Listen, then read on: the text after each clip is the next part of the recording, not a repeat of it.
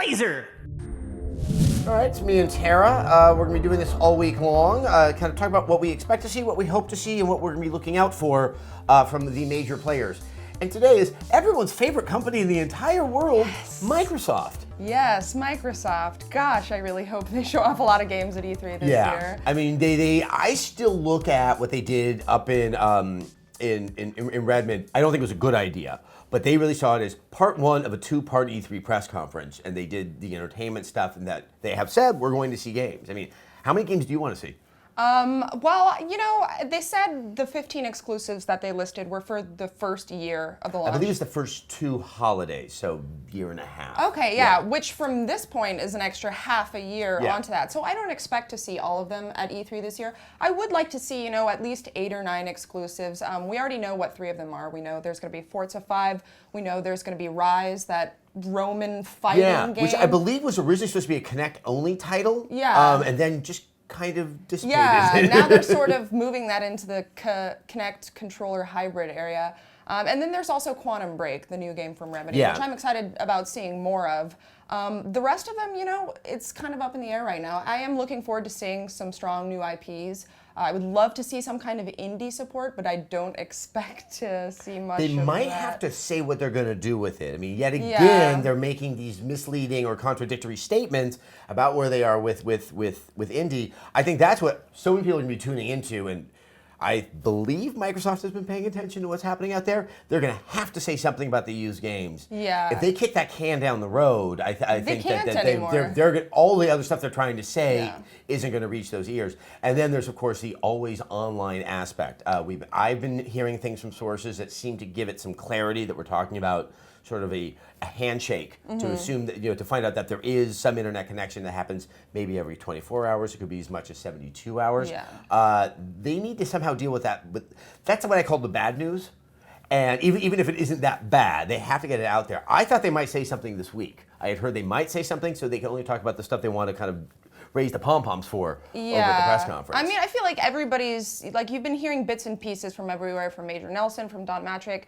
I want somebody to just come out at E3 and come onto a stage and just say definitively on camera like the official statement about what that is. So there's nobody else that we have to question or ask. You know? Right, or try to find out, is there a deeper meaning? I mean, I appreciate the fact that a lot of this has to do with the online service, which is something that doesn't have to go through production, and they can work on all the way up until the launch of the console.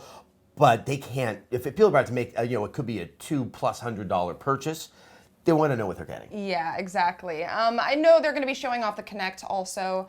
I'm curious to see how many titles are actually going to incorporate that, because it seems like they're putting a little bit of it into everything. Even if a game doesn't require motion control, you'll still be able to use the voice navigation, etc. Yeah, my sense is we're not going to see it kind of ladled on as heavily as we did with the first Kinect, because they really are trying to integrate this more into other aspects of the Xbox. Skype, just telling it to turn itself on, that it's a little bit more, it's less novel. It now is part of the identity of the Xbox, but it'll be interesting to see that balance, because Kinect games are considered to be casual games, and how many of these exclusives are reaching that broader audience. And I don't want to see them forcing that into a lot of games that don't really deserve it otherwise. No, and there's, it'll be interesting to see how they can sort of straddle that they're not still just in amazement of their little motion control device.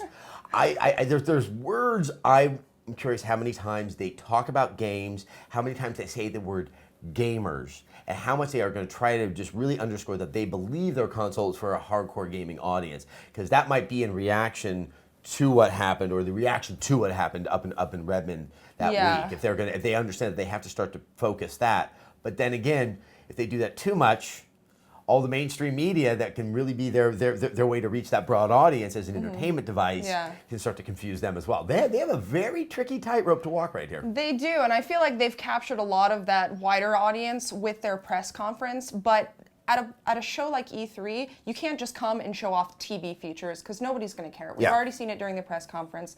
You know, like, who cares? We're there to see games, and I really hope that they realize that, and that they become a little bit more self-aware when it comes to things like that. I think my final thing is, if there's one thing, be it a feature or a game, that you want to see from Microsoft, what is it?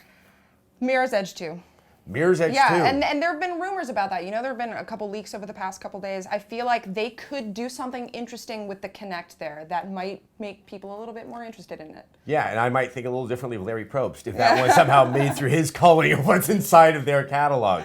I think what I want to see is, I don't want to say it's necessarily Fable, and I know this is going to freak people out, but like that stuff that used to come out of Lionhead, even when Molyneux was there, that's where some of the innovations were. We almost had it with Milo and Kate. Wouldn't say it was a good game or was going to be a good game, but it was going to be something that showed that they were willing to make a financial risk on something that was experimental.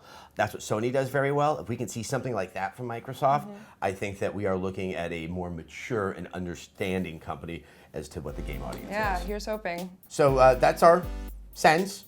Things to look out for the Xbox One and Microsoft's. Man, there's going to be a lot of eyes on this press conference. Make sure that you tune in. We'll be there. We'll be giving our reactions for the entire week. Thank you. Lots of crying.